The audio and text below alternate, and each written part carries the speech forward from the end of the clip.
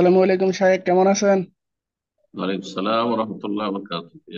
জি আলহামদুলিল্লাহ। বলেন কোথায় বলছেন? টাঙ্গাইল, বাংলাদেশ থেকে। বলেন। জি সাহেব, আমার প্রশ্ন হলো কি যে শায়েখ আব্দুর রাজ্জাক বিন ইউসুফ হাফিজাহুল্লাহ বলেছেন যে নাম টাম বলিয়েন না, আহ, এইসব নাম টাম না বলে বলে সব ফিতনা। বিনা নামে বলেন। আচ্ছা ঠিক আছে, এরপর থেকে চলো। বলবেন ইনশাল্লাহ। যে তিনি বলেছেন আহ, কোন একজন যত বলেছেন? ধরনের। জি খোলা বলেছেন, অমুক বলে কোন একজন বলেছেন বলেন।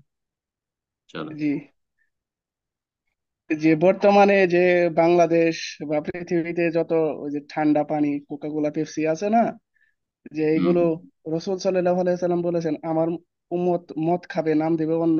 এগুলো হচ্ছে সেই।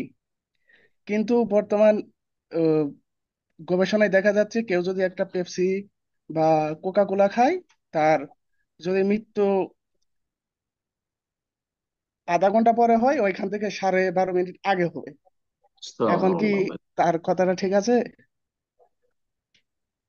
দুনিয়ার কোন আলেম,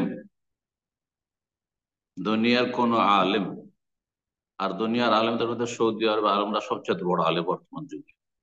কোন একজন আলেম, যাদেরকে আলেম বলা হয় শরীয়তের ভাষায়, এ পেপসি কোকা কোলা অমুক সেভেন আপ হারাম বলেনি, মকরুও বলেনি। কথা বোঝা গেছে না? আপনি ভাতও যদি বেশি করে খেয়ে নেন, 1 কিলো চাউলের তো মরে যাবেন তো। গোস্ত যদি খেয়ে নেন 1 আধ কিলো তো মরে যাবেন তো। প্রেশারের রোগী আর গোস্ত খেলে, সুগার যদি খেয়ে নেয় কেউ, যদি 200 গ্রাম 300 গ্রাম আর সুগারের রোগী, তা চিনি খেয়ে নেয় তো মরে যাবে। তার মানে হারাম। কথা বোঝা গেছে? আর কোথাকার হাদিস কোথায় ফিট করে দেওয়া, এটা আলেমের কাজ না। আমি এই পেপসি কোকা কোলা যে হালাল, এটা 10 বছর আগে আলোচনা করেছি এবং এই ফতোয়ার খণ্ডন করেছি। এগুলো হচ্ছে সাজ বিরল ফতোয়া। সাজ বিরল ফতোয়া থেকে বেঁচে থাকবে। জি।